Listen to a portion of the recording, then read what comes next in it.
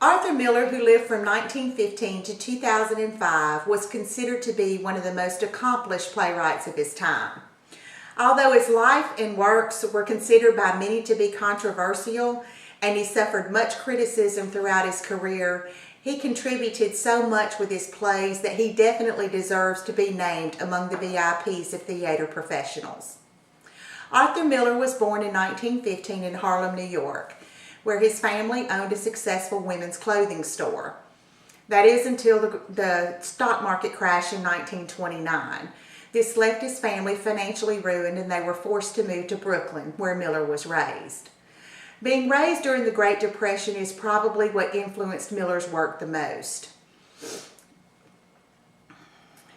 Many of his writings dealt with struggles, especially man's struggle to achieve the American dream, and many times his failure to succeed. While there have been times that these plays have been considered by many to be maybe obsolete or plays that people really couldn't relate to anymore, I do think, in light of the situation our economy is in now, that many more people can relate to it than could in the past. Arthur Miller's legacy as a playwright and a person is a mixed bag. There are many examples of the public's love-hate relationship with him. They either loved him or they hated him, but there seemed to be no in-between. One of the things about Miller that most people probably remember is his marriage to Marilyn Monroe in 1956. Although the marriage was short-lived, it only lasted about 5 years. It definitely heightened his celebrity status, but it also opened him up for a lot more criticism and scrutiny.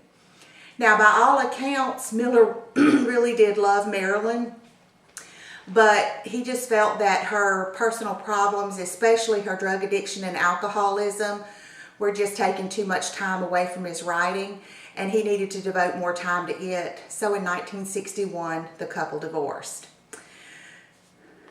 The play The Death of a Salesman, written in 1949, is still greatly popular today. Now, unlike many of the plays he authored, it deals with, again, man's struggles to achieve his dreams. In this play, a man works his entire life to get ahead, make his family proud of him, and gain the respect of his peers.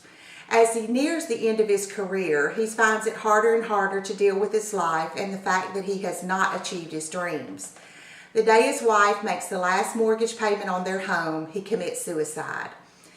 This play is still being acted out on Broadway and in theaters. Another play, The Crucible, produced in 1953, is also still very popular. In this play about the Salem witch hunts in the 17th century, Miller was perceived by many to be making a political statement alluding to McCarthyism and the House Committee on Un-American Activities. Later, Miller was forced to testify before this committee, and he was asked to name names of people he had seen at an alleged meeting of communist writers. Of course, he refused to give names, and he was found in contempt of Congress. Now, although this conviction was overturned later, irreparable damage had already been done, and the smudges to his reputation stayed with him throughout the rest of his life. In fact, many people who hear the name Arthur Miller will associate him with this. But The Crucible has seen revivals on Broadway and was also edited for film.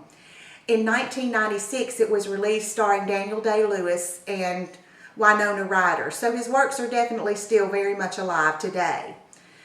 In all, Miller wrote about 30 plays and earned a long list of achievements and awards.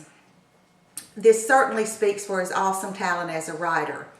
Among these awards are 2 Emmys, 3 Tonys, the John F. Kennedy Lifetime Achievement Award, countless other awards, honorary degrees from both Harvard and Oxford universities, and the Pulitzer Prize. Arthur Miller died in 2005 in Roxbury, Connecticut, but his legacy will live on. The controversy and criticism that surrounded Miller throughout his life could never outweigh his accomplishments.